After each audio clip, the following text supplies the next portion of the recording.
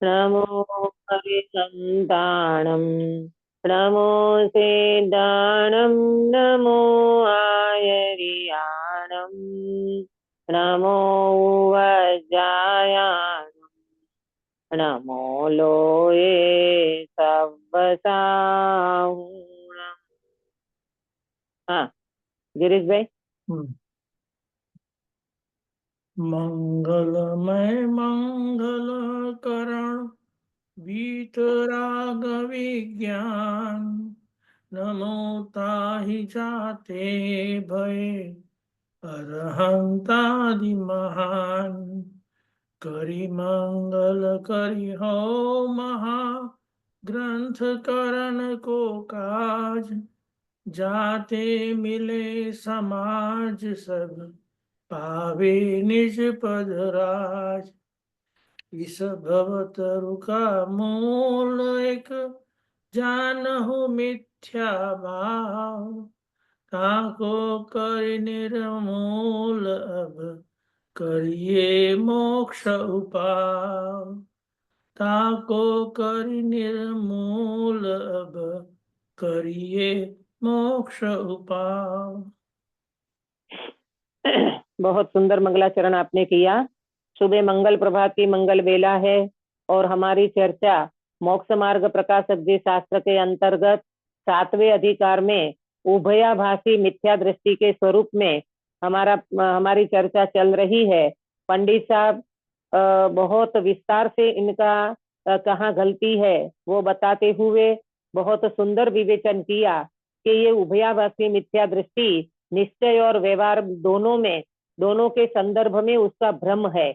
निश्चय से अपने को शुद्धात्मा समान मानता है और व्यवहार में व्रत शील संयम तप त्याग को ही उपादेय मानता है। ये उसकी भूल है ना। निश्चय मोक्ष मार्ग और व्यवहार मोक्ष मार्ग, ऐसे मार्ग मोक्ष मार्ग दो प्रकार का नहीं है। मोक्ष मार्ग एक ही प्रकार का है, परंतु उनको व्यवहार मोक्ष मार्ग कहा जाता है। उसको उपादेय मानना नहीं चाहिए और उसका श्रद्धान भी नहीं करना चाहिए, क्योंकि वो शुभ भाव है। शुभ भाव से मोक्ष मार्ग नहीं बनता। बहुत सारी चर्चा करते हुए कल हमारी चर्चा में आया था, वो उनने ये कहा कि भाई व्यवहार के बिना, पंडित साहब ने ये बताया ना उनको कि भाई ये कहता है कि भाई फिर क्यों व्यवहार को एक ही मार्ग बताना था, दो मार्ग बताई क्यों। तो पंडित साहब ने जवाब दिया, भाई व्यवहार को उपदेश देने के लिए व्यवहार का अवलंबन लेना पड़ता है, क्योंकि सामने वाला जीव अगर अनजान है आत्मा से तो उसको समझाएंगे कैसे, भेद करके ही तो समझाएंगे ना। तो इसके लिए व्यवहार को अंगीकार करना चाहिए। तो फिर वो उनका ये भी प्रश्न आया था कि व्यवहार अगर उपदेश में कार्यकारी है तो कार्यकारी है अथवा अपने प्रयोजन को भी साधता है। तो पंडित साहब ने उसमें भी इनको ये जवाब दिया कि भाई निश्चय नहीं जो है वो वस्तु को प्रॉपर बताता है, बराबर। और व्यवहार मार्ग वस्तु को बताते हुए भी वो उपचार है, क्योंकि वो अगर तुम उन व्यवहार को अपना ही प्रयोजन उनसे मान लोगे तो वो आपको निश्चय तक नहीं पहुंचा सकता। क्यों नहीं पहुंचा सकता? क्योंकि व्यवहार जो होता है वो व्यवहार हमेशा टालने योग्य होता है, रखने योग्य अंगीकार करने योग्य नहीं होता। पंडित साहब ने इसमें बहुत अच्छी बात बताई थी कि एक दृष्टांत जो दिया था ना कि भाई कोई सिंह को नहीं पहचानता हो तो छोटे बच्चे को बिलाव को देख करके उनका थोड़ा बहुत मालूम कराते हैं कि शेर इस प्रकार का होता है, परंतु उसको तुम बिलाव को ही तुम सिंह मान लो तो ये बात ठीक नहीं है। इसी प्रकार व्यवहार को ही तुम परमार्थ मान लो तो ये बात ठीक नहीं है। यहाँ तक की चर्चा कल हमारी हुई थी। फिर उनने एक प्रश्न रखा था जहां से हमारी चर्चा आज शुरू होगी। उनने क्या कहा था कि यहाँ कोई निर्विचार पुरुष ऐसा कहे। देखो, निर्विचार पुरुष लिखा है गिरीश भाई, उसका कोई विचार ही नहीं है, बस वो तो क्रिया करे जाता है, प्रवृत्ति करे जाता है ना। उनको कोई अंदर से कोई समझ ही नहीं है मोक्ष मार्ग की, है ना। ऐसा उभयाभासी जीव निर्विचार हो करके वो ये कहता है कि अगर तुम ये व्रतशील संयम को असत्यार्थ कहते हो, अभूतार्थ कहते हो, तो फिर हम ये संयम आदि किसके लिए करें, हम तो सब छोड़ देंगे।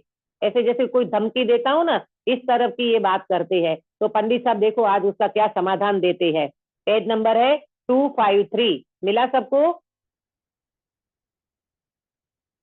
हाँ, उससे कहते हैं कि कुछ व्रतशील संयम आदि का नाम व्यवहार नहीं है। ये जो तुम व्रतशील संयम आदि करते हो ना, वो तो एक जड़ की क्रिया है, उसका नाम कोई व्यवहार नहीं है। इनको मोक्ष मार्ग मानना व्यवहार है। ये जो तुम क्रिया करते हो ना, ये क्रिया को तुम मोक्ष मार्ग मानते हो, मानते हो, वो व्यवहार है। उसे छोड़ दो। क्रिया छोड़ने की मना नहीं करी है, क्रिया भले होती हो तुम्हारी, पर तुम इनको जो मोक्ष मार्ग मानते हो ना, वो मोक्ष मार्ग मानना छोड़ दो, ये पंडित साहब का कहना है। और ऐसा श्रद्धान कर कि इनको तो बाह्य सहकारी जानकर उपचार से मोक्ष मार्ग कहा है। ये जो ऐसा श्रद्धान करो भाई अंदर में, कि जो बाह्य जो व्रत है, बाह्य जो प्रवृत्ति है, बाह्य जो क्रिया है ना, ये मोक्ष मार्ग में एक उपचार से इसको सहचारी कहा गया है ना। सहचारी कह करके उनको उपचार से मोक्ष मार्ग कहा है। वास्तव में ये तो पर द्रव्य आश्रित है। देखो कैसे है पर द्रव्य आश्रित सुनीता जी, जैसे अपने को उपवास करना है, हमारे शरीर की शक्ति नहीं होगी। सपोज करो आपको अंदर से बहुत एसिडिटी है, गैस की प्रॉब्लम है, आप भूखे नहीं रह सकते हो, तो बोलो आप उपवास कर पाओगे? नहीं कर पाओगे ना। क्यों? क्यों? क्यों? ये पर द्रव्य आश्रित माने शरीर के आश्रित हो गई ना वो क्रिया, शरीर के आश्रित हो गई। हमारी तबियत ही ठीक नहीं है तो हम उपवास कैसे करेंगे? गैस एसिडिटी की प्रॉब्लम है तो उपवास कैसे करेंगे? तो पंडित जी कहते हैं कि उपवास आदि व्रत जप तप की जो क्रिया है ना, ये पर द्रव्य आश्रित है? तथा सच्चा मोक्ष मार्ग कैसा है? वीतराग भाव है, वह स्वद्रव्य आश्रित है। देखो अभी तुम उपवास नहीं कर पा रहे हो, ठीक है, परंतु आपकी तबियत भी ठीक नहीं हो तो भी आप भेद विज्ञान करके वीतरागता प्रकट कर सकते हो कि नहीं? हाँ, बोलो, कर सकते हो ना? कर सकते हैं।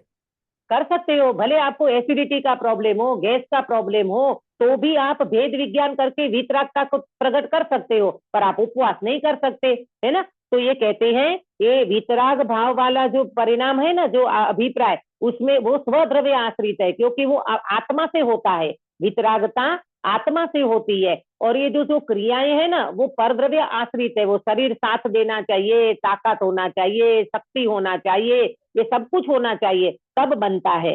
इस प्रकार व्यवहार को असत्यार्थ हेय जानना, व्यवहार को असत्यार्थ मानना, उसको हेय जानना, व्रतादि को छोड़ने से तो व्यवहार का हेयपना होता नहीं है। अगर तुम व्रतादि को छोड़ दोगे ना बिल्कुल, तो व्यवहार का हेयपना कैसे करोगे बताओ? तुमने व्रतादि छोड़ ही दिया, तुमने क्रिया छोड़ ही दी, तो फिर तुम्हारा व्यवहार का हेयपना होगा नहीं। देखो होते हुए को हेय कहा जाता है। एक बात को नोट कर लो, होते हुए भाव को हेय कहा जाता है। तुम करते ही नहीं हो जो चीज, तो उसको हेय कैसे करोगे? है ना। होते हुए भाव को हेय करा जाता है। तुम्हारे अंदर में वो क्रिया ही नहीं है, तुम्हारे अंदर में वो भाव ही नहीं रहेगा, क्रिया ही नहीं करोगे, तो तुम कैसे फिर उसको हेय करोगे? होते हुए भाव और होते हुई क्रिया को हेय करा जाता है। जब तुमको वो परिणाम ही नहीं रहा, वो क्रिया ही नहीं करते हो, फिर ये कैसे करोगे? है ना। देखो फिर हम पूछते हैं, अब फिर पंडित जी कहते हैं कि व्रतादि को छोड़कर क्या करेगा?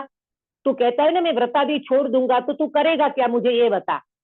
तूने शुभ छोड़ दिया है, शुद्ध में तो तू गया नहीं है, तो तू करेगा क्या मुझे ये बता। तू क्या करेगा? व्रतशील सब छोड़ देगा तो? यदि हिंसादि रूप प्रवर्तेगा तो वहां तो मोक्ष मार्ग का उपचार भी संभव नहीं है। काश्मीरा बेन, क्या दीदी, कहा पंडित जी ने? होते हुए भाव क्यों कहा करके, वो तो अपने आप ही होते रहते हैं ना, तो हाँ नहीं उसमें। नहीं, हाँ सुनो सुनो, होते हुए भाव माने करने वाला नहीं, होते हुए माने वो परिणाम सहज होते हैं, है ना।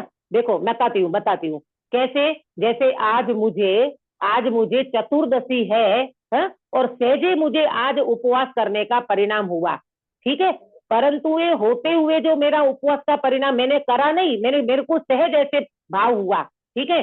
अब वो भाव को मैं हे कैसे करूंगी? अरे ये उपवास ये तो जड़ की क्रिया है, आहार को नहीं लेना ये तो जड़ की क्रिया है, आहार तो आत्मा ग्रहण नहीं करता।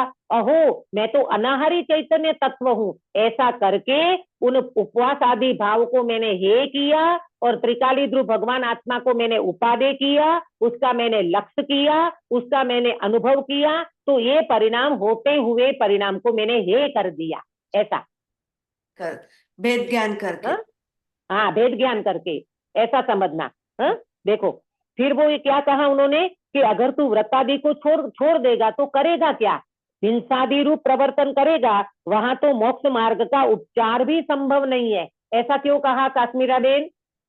हिंसा आदि रूप प्रवर्तन करेगा तो वहां तो मोक्ष मार्ग का उपचार भी संभव नहीं है, ऐसा क्यों कहा काश्मीरा बेन? हिंसा हिंसा करेगा तो आश्रय भी होगा ना, तो उधर उसमें हाँ बहुत बढ़िया, ये हिंसा तू करेगा तो मोक्ष मार्ग में काउंटिंग नहीं होगा, वो तो अशुभ भाव है, वो तो पाप भाव है, उससे तो बंध ही बंद होगा, उससे तो आश्रय ही आश्रय होगा, उससे तुझे कोई मोक्ष मार्ग से रिलेटेड कोई बात नहीं बनी।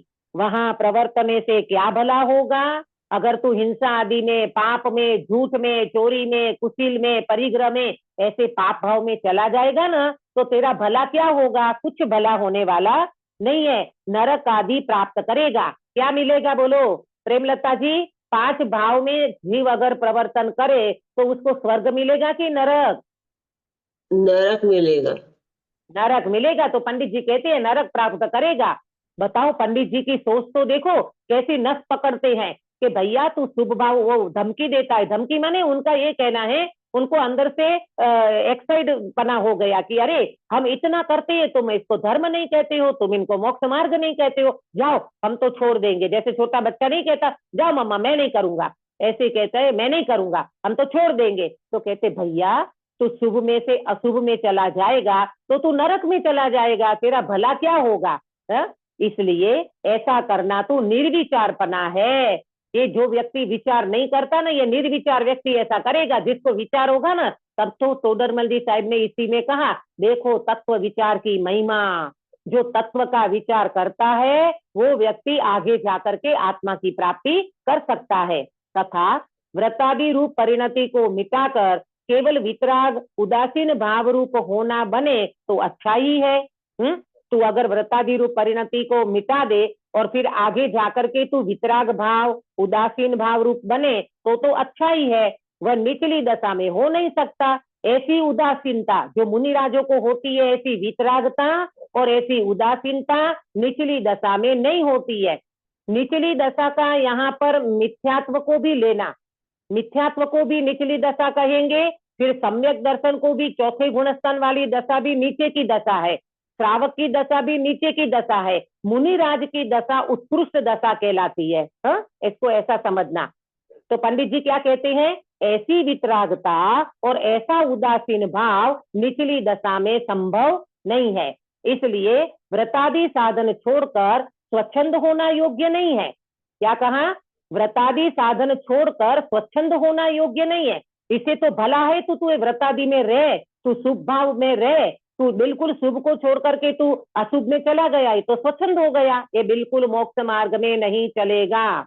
इस प्रकार श्रद्धा में निश्चय को, प्रवृत्ति में व्यवहार को उपादेय मानना वह भी मिथ्या भाव ही है। ये बात को जरा प्रॉपर समझना। क्या कहा? श्रद्धा में निश्चय को, प्रवृत्ति में व्यवहार को उपादेय मानना वह भी मिथ्या भाव ही है। अंकित भैया इसको जरा समझा पाओगे कि श्रद्धा में निश्चय को और प्रवृत्ति में व्यवहार को उपादेय मानना ये मिथ्यात्व क्यों है?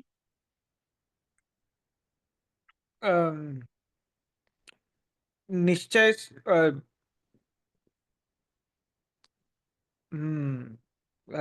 निश्चय श्रद्धा में नहीं होना चाहिए ना। हाँ, क्या क्या नहीं होना चाहिए श्रद्धा में? निश्चय नहीं होना चाहिए, व्यवहार श्रद्धा में होना चाहिए।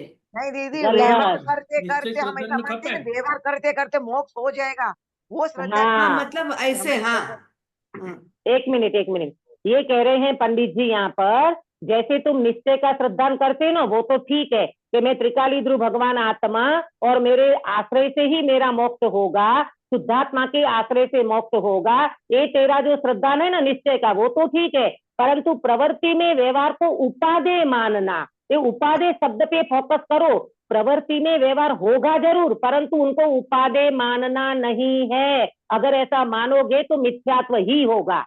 आया समझ में? पराश्रित होगा ना, वो भी पराश्रित हो जाएगा ना, व्रत उपवास हाँ। आदि जो करेंगे वो भी पराश्रित हो जाएगा। हाँ, क्योंकि अपने सुधाबेन, प्रवृत्ति में व्यवहार को उपादेय नहीं मानना, क्योंकि प्रवृत्ति में जो व्यवहार होता है ना, वो कौन सा भाव है? शुभ भाव की शुद्ध भाव?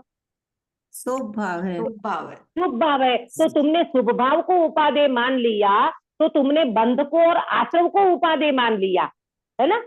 और मोक्ष मार्ग बंध और बंध से और आश्रय से नहीं होता। मोक्ष मार्ग तो शुद्धात्मा के आश्रय से, संवर निर्जरा से मोक्ष मार्ग बनता है। ये पंडित जी का कहना है। अंकित भैया, समझ में आया आपको? हाँ।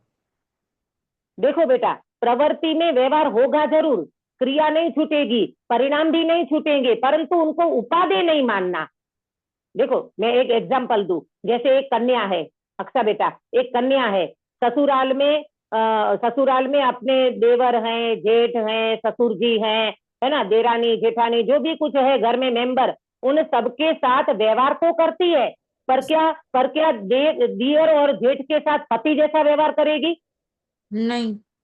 नहीं ना, उनके अनुकूल व्यवहार करेगी ना। ससुर जी है तो ससुर के अनुकूल, जेठ जी है तो जेठ जी के अनुकूल, और दियर हो तो दियर के अनुकूल। कहीं उनके साथ पति जैसा तो श्रद्धा नहीं करेगी ना। तो क्या कहती है? प्रवृत्ति में व्यवहार तुम्हारा चल रहा है, परंतु उनको पति जैसा उपादेय नहीं मानना। आया समझ में? पति जैसा उपादेय नहीं मानना।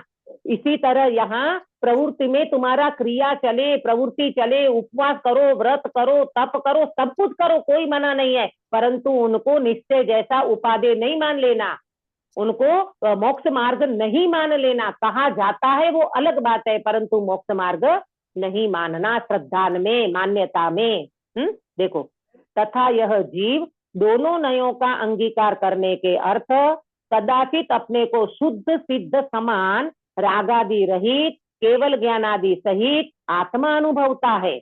अब ये जीव क्या करता है? दोनों नयों का अंगीकार करने के अर्थ क्या कभी कभी अपने को शुद्ध समान मानता है, रागादि से रहित मानता है, केवल ज्ञानादि सहित आत्मा अनुभव करता है। कौन? उभयाभासी। उभयाभासी की दो गलती है ना, दोनों में गलती करता है।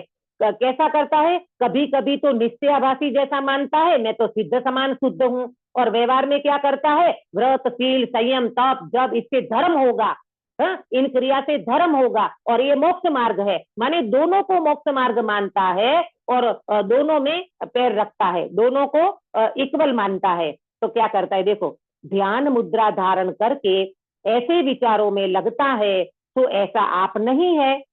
ध्यान मुद्रा धारण करके बैठ गया ध्यान में, और ऐसा विचारों में लगता है तो ऐसा आप नहीं है, परंतु भ्रम से, निश्चय से मैं ऐसा ही हूं, ऐसा मानकर संतुष्ट होता है। ये भ्रम हो गया उनको, ध्यान में बैठ करके मैं सिद्ध समान शुद्ध हूं, और अंदर में कुछ भी उनको आता बाता नहीं है। अंदर में ना आत्मा का अनुभव हो रहा है, अंदर में ना आत्मा का आश्रय करना आता है, और मानता है मैं तो सिद्ध समान शुद्ध हूं, तो संतुष्ट हो जाता है। तथा कदाचित वचन द्वारा निरूपण ऐसा ही करता है।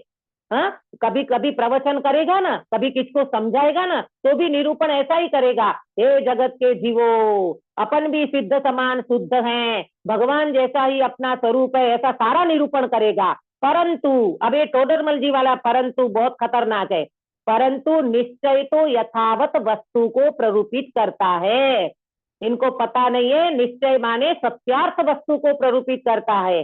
प्रत्यक्ष आप जैसा नहीं है वैसा अपने को माने तो निश्चय नाम कैसे पाए? जैसा निश्चय में स्वभाव बताया, वस्तु का स्वरूप बताया, वैसा आपके अंदर में है ही नहीं, तो आप कैसे उसको प्राप्त करोगे? जैसा केवल निश्चयाभास वाले जीव के अयथार्थपना पहले कहा था, उसी प्रकार इसके जानना। आया समझ में अच्छा बेटा? निश्चयाभासी क्या करता था कि सिद्ध समान शुद्ध मानता था, और वर्तमान में अपने को केवली मानता था, अपने को राग रहित मानता था, और चलता कैसा था उनका सारा संसार? राग, द्वेष, तो है ना, ये सब चलता था। ये उभयाभासी ने भी ये कर लिया।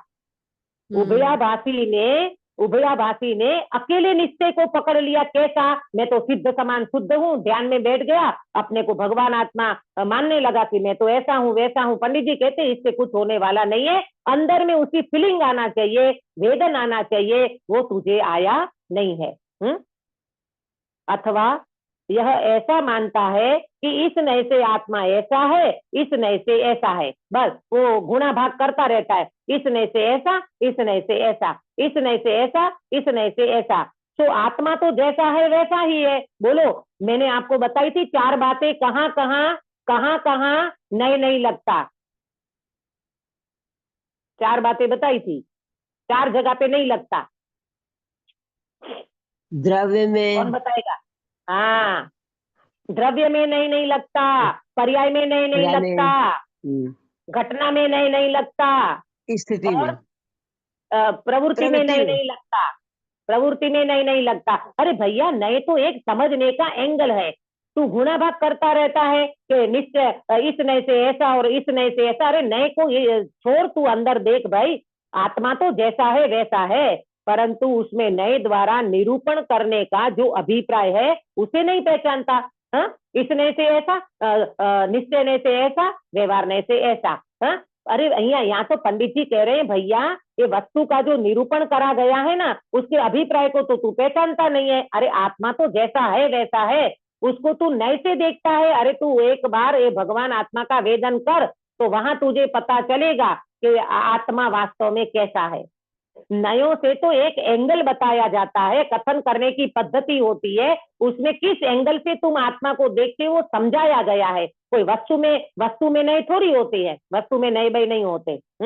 देखो, जैसे आत्मा निश्चय से तो सिद्ध समान, केवल ज्ञान आदि सहित द्रव्य कर्म भाव कर्म, द्रव्य कर्म नो कर्म भाव कर्म रहित है। और व्यवहार नए से संसारी मति ज्ञान आदि सहित तथा द्रव्य कर्म नो कर्म भाव कर्म सहित है, ऐसा मानता है। तो बताओ इसमें गलती क्या है? हाँ? इसमें क्या गलती है? तो पंडित जी कहती हैं, तो एक आत्मा के ऐसे 2 स्वरूप तो होते नहीं है। ये समझना पॉइंट गिरीश भाई। जिस भाव ही का सहितपना, उस भाव ही का रहितपना एक वस्तु में कैसे संभव है, इसलिए ऐसा मानना भ्रम है। ये मुझे समझाओगे गिरीश भाई? ये सेंटेंस तो समझा सकते हो आप कि पंडित जी ने ऐसा क्यों मना करी? देखो, एक तरफ से वो अपने को सिद्ध समान मानता है और व्यवहार से अपने को मति ज्ञान आदि सहित द्रव्य कर्म भाव कर्म नो कर्म सहित मानता है। तो इसमें गलती क्या है गिरीश भाई? माने एक एक द्रव्य तो द्रव्य जैसे ही है, उसको अलग अलग 2 भाव कैसे कर सकते हैं? Very good. इसका मतलब मालूम ये हुआ कि जैसे जैसे वर्तमान में अभी सिद्ध भगवान सिद्ध हो गए। हाँ, तो सिद्ध भगवान का तो छोड़ो, वो तो आप ये कहोगे उनका तो बाहर में कुछ है नहीं। जैसे अभी मुनिराज है, हाँ, मुनिराज है, तो मुनिराज ने जो वितरागता प्राप्त की है, तो मुनिराज की 3 कसाई चौकड़ी वाली जो वितरागता प्राप्त की है, तो वो वितरागता उनकी क्या बोलते, उनकी वितरागता बनी है, अभी बनी रही है उनकी वितरागता। तो वो मुनिराज एक ही भाव में तो वो करेंगे ना। देखो, एक एग्जांपल देती हूँ, आपको जल्दी समझ में आएगा। जहां प्रकाश हो वहां अंधकार होता है? नहीं होता, नहीं होता ना। प्रकाश हो गया, सूर्योदय हो गया, अभी अंधकार को लाओ, कैसे लाएंगे? इसी तरह ये कह रहे हैं, जहां सम्यक दर्शन होता है वहां मिथ्यात्व नहीं होता भाई। एक भाव में एक ही वस्तु रह सकती है, 2 वस्तु नहीं रह पाएगी, है ना? समझ में आया? इसी तरह वो क्या मानता है, निश्चय से तो मैं सिद्ध समान हूँ और व्यवहार से मेरा ये सब कुछ व्रत नियम जब तक क्रिया मेरी चलती है, उसको भी मोक्ष मार्ग, इसको भी मोक्ष मार्ग, ये 2 नहीं बनेगा। सम्यक दर्शन होगा तो मिथ्यात्व 3 काल में नहीं हो सकता।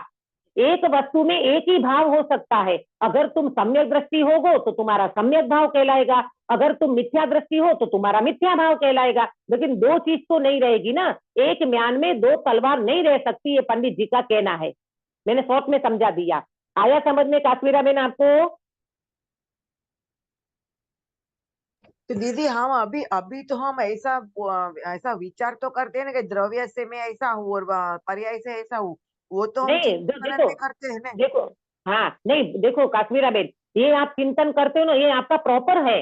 ये तो क्या मानता है मालूम, कि मैं निश्चय से तो मैं सिद्ध समान हूँ, माने वर्तमान में वो अपने को द्रव्य कर्म, भाव कर्म, नो कर्म से रहित मानता है। बताओ आप मानता वर्तमान में नहीं, आपको मानता कर्म से, नहीं, हाँ ये तो मानता है ना ऐसा, ये मान रहा है ऐसा, और व्यवहार में भी वो ऐसा मानता है कि ये सारी जो प्रवृत्ति है ये मोक्ष मार्ग है। ये प्रवृत्ति मोक्ष मार्ग नहीं है, ये क्रिया हाँ। मोक्ष मार्ग नहीं है, इसको मोक्ष मार्ग कहना व्यवहार है, मानना मिथ्यात्व है। मानना हाँ, नहीं चाहिए, नहीं तो शुभ भाव को तुमने उपादेय मान लिया।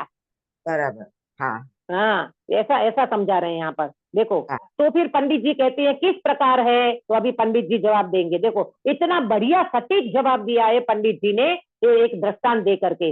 जैसे राजा और रंक मनुष्य पने की अपेक्षा समान है।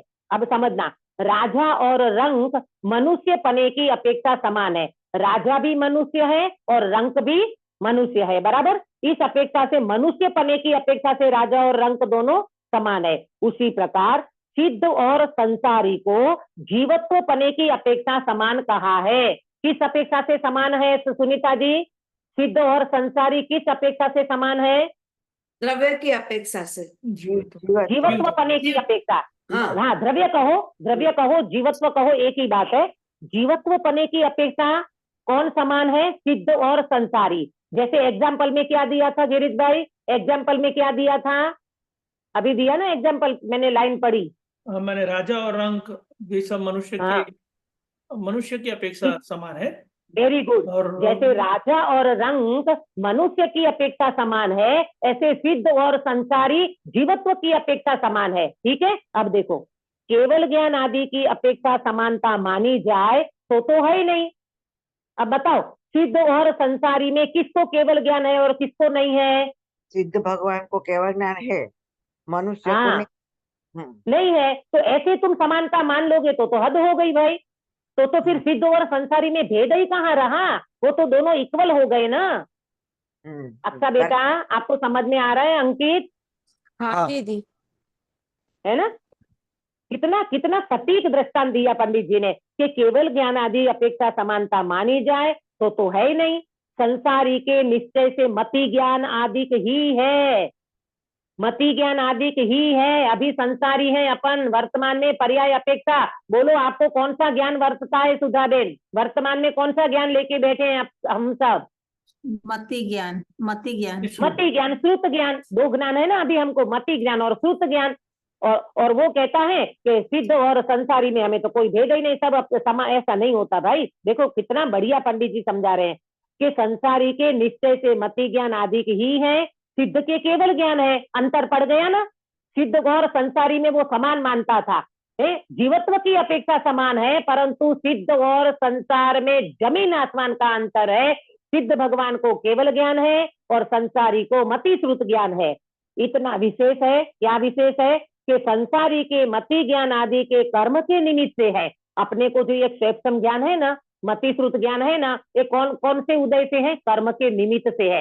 ज्ञानावरणीय कर्म का उदय, ज्ञानावरणीय का क्षेत्रम, दर्शनावरणीय का क्षेत्रम, इससे हमारा मति श्रुत ज्ञान चलता है, बराबर। इसलिए स्वभाव अपेक्षा संसारी में केवल ज्ञान की शक्ति कही जाए तो दोष नहीं है। बताओ इसको प्रेमलता जी, आप बताओ कि केवल ज्ञान की शक्ति अपेक्षा अपने को कोई दोष नहीं है, ऐसा पंडित जी कहते हैं। तो छद्मस्त को शक्ति अपेक्षा केवल ज्ञान होता है, ये बात सही है कि नहीं?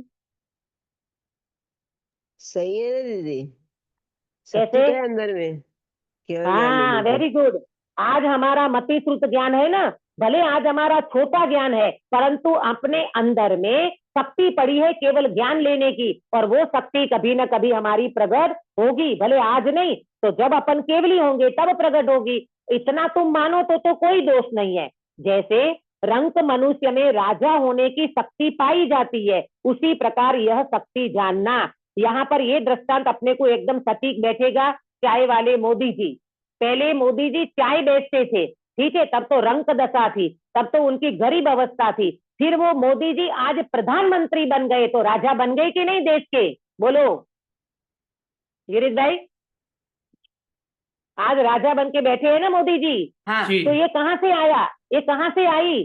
ये कहाँ से आया? रंक मनुष्य में राजा होने की शक्ति पाई जाती है। इसका मतलब भले एक दिन चाय बेचते थे मोदी जी, लेकिन उनको प्रधानमंत्री बनने की क्या पड़ी थी अंदर में? शक्ति पड़ी थी। इच्छा पड़ी। शक्ति पड़ी थी, योग्यता पड़ी थी, तो आज वो प्रधानमंत्री बने गए। इसी तरह हमारे सब में, आप में और मेरे में, सभी में किसकी शक्ति पड़ी है? केवल ज्ञान करने की। केवल ज्ञान लेने की। और वर्तमान में कौन सा ज्ञान चल रहा है हमारा सबका? मति स्रोत। मति स्रोत। मति श्रुत ज्ञान चल रहा है। Very good. इस तरह से समझो, वर्तमान में भले मति श्रुत ज्ञान चलता है, परंतु हमारे अंदर में केवल ज्ञान की शक्ति पड़ी है, तो कभी न कभी ये शक्ति हमारी प्रकट होगी। तथा द्रव्य कर्म, नो कर्म पुद्गल से उत्पन्न हुए हैं। ये द्रव्य कर्म माने कौन से कर्म? अक्षा बेटा, द्रव्य कर्म किसको कहते हैं?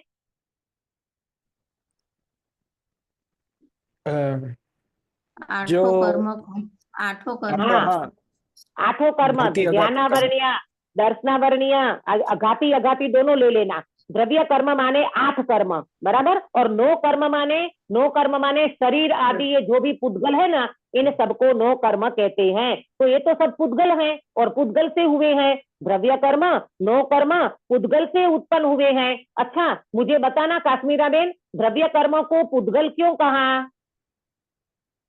द्रव्य कर्म पुद्गल मतलब मतलब आत्मा में नहीं है ना दीदी? नहीं, आत्मा में नहीं है वो अलग बात है, पर इसको पुद्गल क्यों कह रहे हैं? पुद्गल पुद्गल पुद्गल इसलिए करा क्योंकि उसमें तो ज्ञान नहीं है ना। कर्म की जाति। कर्म में ज्ञान कहाँ है? अरे प्रभु, ये कहो वो जड़ नहीं कार्बन है। वर्गना का मटेरियल है। हाँ, वो कार्बन वर्गना से बने हुए हैं कर्म, ज्ञानावरणी आदि। उसका मटेरियल क्या है? मटेरियल है कार्बन वर्गना। कार्बन वर्गना पुद्गल है। जैसे शरीर पुद्गल है, ऐसे कार्बन वर्गना पुद्गल है। तो ये सब पुद्गल से उत्पन्न हुए हैं। इसलिए निश्चय से संसारी के भी इनका भिन्नपना है। संसारी भी ये पुद्गल, निश्चय से देखा जाए, निश्चय से माने स्वभाव से देखा जाए, तो संसारी भी इन द्रव्य कर्म और नो कर्म से भिन्न है। परंतु सिद्ध की भांति इनका कारण कार्य अपेक्षा संबंध भी न माने तो ब्रह्म ही है। अब ये बात आप नोट करना कि सिद्ध की भांति इनका कारण कार्य अपेक्षा संबंध भी न माने तो ब्रह्म ही है। मुझे कौन बताएगा कि कारण कार्यपना किसके साथ घटित कर रहे हैं पंडित जी? किसके साथ कारण कार्यपना घटित करना चाहते हैं पंडित जी? यहाँ पर कौन बताएगा? जो अपने में केवल ज्ञान करने की जो शक्ति है, उसको तो नहीं कार्य नहीं नहीं बताया। नहीं और जो नहीं अपने नहीं नहीं नहीं, ये कारण नहीं उसका लेना जो है, अपन ये उसके नहीं लेना। नहीं सुधाबेन, नहीं सुधाबेन, ये बात नहीं है। केवल ज्ञान की तो शक्ति है और भविष्य में प्रकट होगी, बात खत्म हो गई। अब बात चल रही है द्रव्य कर्म और नो कर्म, जो हमारे छद्मस्त अवस्था में हम सभी को हैं। तो पंडित जी कहते हैं द्रव्य कर्म, भाव कर्म होते हुए भी संसारी निश्चय से, बात करी ना, निश्चय से संसारी के भी इनका भिन्नपना है। द्रव्य कर्म और नो कर्म के साथ हमारा भिन्नपना तो है, परंतु सिद्ध की भांति इनका कारण कार्य अपेक्षा संबंध भी न माने तो ब्रह्म ही है। किसका कारण कार्यपना न माने? किसके बीच में? कौन बताएगा? कर्म वो और द्रव्य और केवल ज्ञान, उनका केवल हाँ। ज्ञान। नहीं नहीं नहीं है नहीं, ना। और जीव हाँ, और हाँ, हाँ। कर्म, जीव और कर्म। द्रव्य कर्म नहीं, और नहीं, भाव नहीं। कर्म। नहीं, द्रव्य कर्म, सुनो नोट कर लो, द्रव्य कर्म और नो कर्म के बीच में कारण कार्यपना है। अभी हमारा वर्तमान में जो छद्मस्त अवस्था है ना, तो द्रव्य कर्म और नो कर्म के बीच में कारण कार्यपना है। कैसे? मैं बताती हूँ। जैसे द्रव्य कर्म का उदय आया है ना, कर्म के उदय में अपने को ये सामग्री वगैरह मिलती है ना, तो जो देखो ये जो शरीर मिला, ये जो सामग्री मिली है ना, ये जो अपने को बाहर की सुविधाएं जो मिली है ना, ये द्रव्य कर्म के उदय में नो कर्म की प्राप्ति होती है। तो द्रव्य कर्म हुआ कारण और नो कर्म हुआ कार्य। तो ऐसा कारण कार्यपना छद्मस्त अवस्था में बनता है, ये कह रहे हैं। आया समझ में काश्मीरा बेन? हाँ दीदी आया, बराबर आया। हाँ देखो द्रव्य कर्म का उदय, हाँ? हाँ, जैसे हाँ। जैसे साता वेदनीय का उदय आया, और साता वेदनीय के उदय में आपको बहुत बढ़िया बंगला मिल गया, तो बंगला नो कर्म है, बंगला हाँ नो कर्म हो गया, और द्रव्य कर्म में साता वेदनीय का उदय हो गया। तो इन हाँ दोनों के बीच में कारण कार्यपना है। अगर ये नहीं मानेंगे ना तो बहुत बड़ा भ्रम खड़ा हो जाएगा, तुम्हारी छद्मस्त अवस्था सिद्ध नहीं होगी। आया समझ में गिरीश भाई? हाँ जी। दीदी। है ना? तो किसके बीच में कारण कार्यपना लेना? द्रव्य कर्म और नो कर्म के बीच में कारण कार्यपना है। असिद्ध भगवान को बताना कारण पर कार्यपना घटित होगा? नहीं होगा। नहीं होगा। नहीं होगा, क्योंकि सिद्ध भगवान तो सिद्ध हो गए, द्रव्य कर्म भाव कर्म नो कर्म से रहित हो गए, उसको तो वहां घटित नहीं होगा। और देखो, तथा भाव कर्म आत्मा का भाव है, तो निश्चय से आत्मा ही का है। देखो, भाव कर्म कहाँ तो अपन ये सुनते हैं काश्मीरा बेन, समय सारणी में रागादि भाव तो पुद्गल का है, रागादि भाव तो पुद्गल का है, और यहाँ पंडित जी कह रहे हैं वो आत्मा का भाव है, निश्चय से आत्मा ही का है। ऐसा क्यों कहा पंडित जी ने? मुझे कौन बताएगा? रागादि भाव वो विभाव भाव है ना। नहीं मतलब दीदी हाँ एक्चुअली वो तो समय सार में तो हम हमारी दृष्टि आत्मा के ऊपर हाँ लगाने के लिए बताया है। वास्तव में हाँ, तो जड़ पुद्गल तो भाव नहीं करेगा, आत्मा ही विभाव में जाता वेरी है। गुड, बहुत बहुत संतोषजनक जवाब दिया आपने काश्मीरा बेन, धन्यवाद आपको। कि भाई समय सारणी में हमें आत्मा की दृष्टि कराना है, तो वो रागादि भाव को पुद्गल का कहेंगे। परंतु यहाँ पर ये रागादि भाव जड़ में नहीं हो रहा है, दीवाल में नहीं हो रहा है, मोबाइल में नहीं हो रहा है, ये रागादि भाव हो कहाँ रहा है बताओ? आकुलता व्याकुलता मोबाइल को होती है कि जीव को होती है? जीव हाँ, को होती है। जीव को होती है। तो ये रागादि भाव जीव में हो रहा है। आया समझ में? देखो, दो बात समझना, पर में नहीं होता है इस अपेक्षा से कहेंगे जीव में होता है, बराबर। फिर जीव का त्रिकाल स्वभाव नहीं है, तेरा त्रिकाल स्वभाव तो ज्ञान स्वभाव है, ये दृष्टि कराने के लिए कहेंगे अरे वो तो पुद्गल का है, छोड़ छोड़ छोड़, वो तो पुद्गल का है, ऐसी दृष्टि कराएंगे। पर यहाँ क्या करना है पंडित जी को? उभयाभासी का भ्रम तोड़ना है ना, उभयाभासी का भ्रम तोड़ना है ना। तो पंडित जी कहते भैया ये तेरी आत्मा में हो रहा है भाव कर्म, ये मोह राग द्वेष के परिणाम तेरी आत्मा में हो रहा है, तू निश्चय से राग द्वेष वाला हो रहा है। देखो, इसलिए व्यवहार से कर्म का कहा जाता है, परंतु कर्म के निमित्त से होता है। देखो एक बात समझ लेना गिरीश भाई, कर्म के निमित्त से होता है का मतलब क्या है? कि मोहनीय कर्म के उदय के बिना आपको राग द्वेष 3 काल में नहीं हो सकता, उदय जरूर होता ही होता है। तो ये कहते हैं कर्म का निमित्त होता है, माने मोहनीय कर्म निमित्त होता है, जीव को यहाँ पर भाव होता है, इसलिए व्यवहार से कर्म का कहा जाता है। तथा सिद्ध की भांति संसारी के भी रागादिक न मानना, उन्हें कर्म ही का मानना वह भी ब्रह्म है। हाँ, सिद्ध की भांति संसारी के भी रागादिक न मानना, उनको कर्म का ही मानना, ये भ्रम है। ऐसा क्यों कहा सुनीता जी? ऐसा क्यों कहा? सिद्ध की भांति संसारी को भी रागादिक न मानो तो ये भ्रम है, कर्म का मानो तो वो ब्रह्म है। सिद्ध के भांति मतलब सिद्ध कर्म को, सिद्ध भगवान को कहा कर्म है ही नहीं। कर्म तो होते ही नहीं है ना, तो वो रागादि का कहा। नहीं नहीं नहीं, आप प्रॉपर नहीं समझे। सिद्ध की भांति जैसे सिद्ध भगवान रागादि से रहित हैं, ऐसे संसारी को भी रागादिक न मानना, उन्हें कर्म ही का मानना वह भी भ्रम है। हाँ, क्योंकि कर्म तो अभी हम में जीव में ही होते हैं ना, हाँ इसके लिए। मिक्स हो जाएगा। हाँ, हाँ, क्योंकि बराबर, अगर वो हम ये अभी कह रहे हैं। सिद्ध समान बोलो। है, लेकिन वर्तमान में तो हमारी पर्याय में ये नहीं है ना।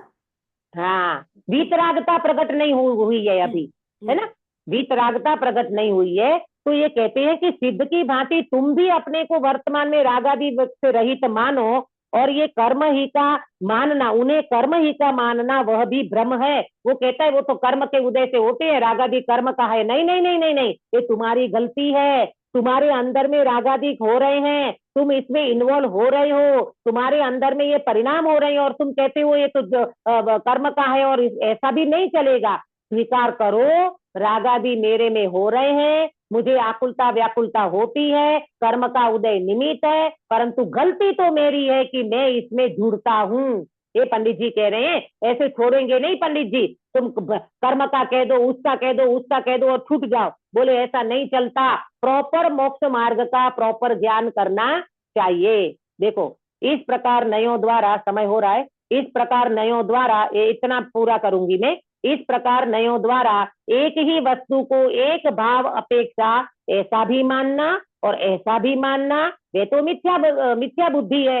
तुम ऐसा भी मतलब अपने को शुद्ध, कभी तो तुम अपने को सिद्ध समान मानो और कभी अपने को व्यवहार से क्रियाकांड वाले मानो, तो ऐसा नहीं चलता, ये मिथ्या बुद्धि है। परंतु भिन्न भिन्न भावों की अपेक्षा नयों की प्ररूपणा है। भिन्न भिन्न अपेक्षा, भिन्न भिन्न भावों की अपेक्षा नयों की प्ररूपणा है। भिन्न भिन्न भावों की अपेक्षा माने जब जीव को रागादि भाव होते हैं तो कहेंगे अशुद्ध निश्चय नहीं से ये जीव राग का करता है। कभी जीव को सम्यक दर्शन हो गया तो कहेंगे कि सद्भूत उपचरित सद्भूत व्यवहार नहीं की अपेक्षा ये जीव को रत्नत्रय प्रकट हुआ है। ये सारी चीजें आएंगी उनमें, वो अपने नयों की भाषा में है सारी बातें।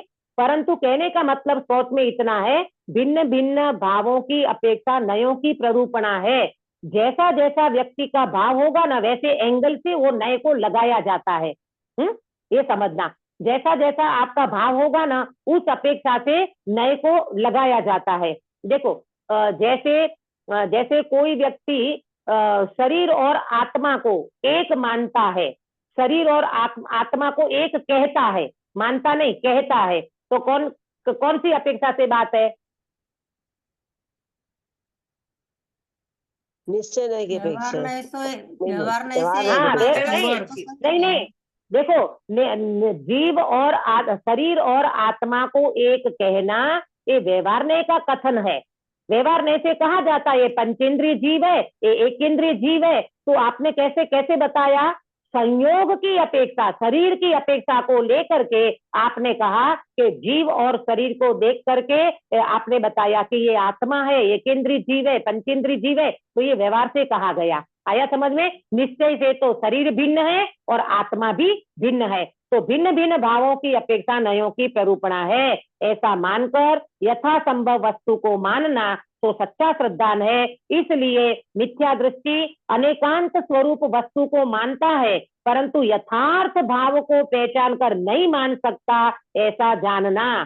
काश्मीरा बेन, मिथ्या दृष्टि जो है ना, अनेकांत स्वरूप को तो समझता है, परंतु यथार्थ भाव को नहीं पहचानता। माने निश्चय को निश्चय रूप नहीं मानता और व्यवहार को व्यवहार रूप नहीं मानता। दोनों में गड़बड़ी करता है और दोनों को उपादेय मान लेता है और उनका श्रद्धान करता है। ये इनकी सबसे बड़ी गलती है। यहाँ पंडित जी ने आज बहुत अच्छी चर्चा पंडित जी ने उठाई कि भाई कैसे समझना, ये दोनों नयों का अंगीकार करने का मतलब भी क्या है, और एक नए से ऐसा और एक नए से ऐसा नहीं चलता। पहले तू अंदर में अपने भगवान आत्मा का आश्रय किया होगा तो तेरा व्यवहार में प्रवृत्ति क्रिया सब होते हुए भी उनको तू उपादेय नहीं मानेगा। अगर उपादेय मान लेगा तो तेरी गड़बड़ी हो जाएगी। और अंत में इन्होंने राजा और रंक का दृष्टांत दे करके सिद्ध और संसारी का भेद भी समझाया। और वो भेद समझाते हुए पंडित जी ने कहा कि अगर वर्तमान में तेरे अंदर में अगर ये रागादि परिणाम हो रहे हैं तो ये वास्तव में तेरी गलती है। तू इनको वर्तमान में सिद्ध समान शुद्ध भी नहीं मान सकता, और वर्तमान में जो परिणाम हो रहे हैं वो कर्म के निमित्त से होते हैं, तो कर्म के हो गए ऐसा भी नहीं है। कर्म तो निमित्त है, गलती तेरी है, तू इन्वॉल्व होता है। तो ये सारी बातें पंडित जी ने बताई। हम सब इन बातों को पढ़ करके हमारे अंदर में कहीं ऐसा उभयाभास तो नहीं आ गया ना, हम भी सिद्ध समान शुद्ध माने और व्यवहार में ये सबको उपादेय माने। तो ऐसा नहीं करना। सिद्ध समान शुद्ध में निश्चय से हूं, परंतु मेरी पर्याय में वर्तमान में जो कमजोरी चल रही है वो कमजोरी मेरी है। मैं इनमें इन्वॉल्व होता हूँ इसलिए ये कमजोरी मेरी है, ऐसा स्वीकार करते हुए और फिर त्रिकाली ध्रुव भगवान आत्मा का अवलंबन लेते हुए ये कमजोरी भी चली जाएगी और जीव का मोक्ष मार्ग प्रशस्त होगा। इस मंगल भावना के साथ में बात को विराम देती हूँ। निज निधि निज में बताए यह अनंत उपकार है, इसके लिए जिन वाणी माँ को वंदना सतबार है, वंदना सतबार है। हाँ प्रेमलता जी कायोत्तर कराओगे? जी दीदी। नमो अर्यन्ताणं नमो सिद्धाणं नमो आयर्याणं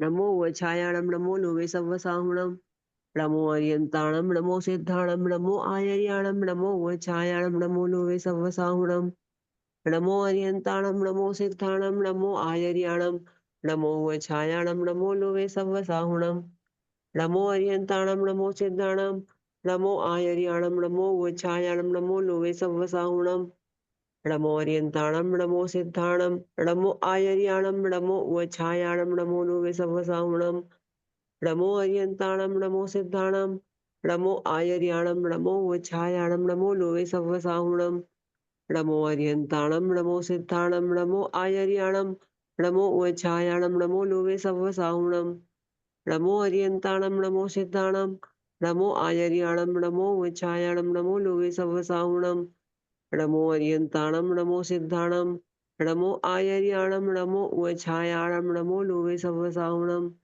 एषो पञ्चणमुक्कारो सव्वा पावपणासनो मंगलानं च सर्वेसिं परमं हवै मंगलम्। बोलो अंतर्मुख मुद्राधारी सर्व जिनेन्द्र भगवान की जय हो। जय हो। नित्य बोधिनी द्वादशांगमयी जिनवाणी माता की जय हो। 3 कम 9 करोड़ सर्वे वितरागी महामुनि राजों की जय हो। परम अहिंसामयी वितरागी जैन धर्म की जय हो। सभी को जय जिनेन्द्र। जय जय जिनेन्द्र। कल का मंगलाचरण सुधाबेन आप करोगे? जय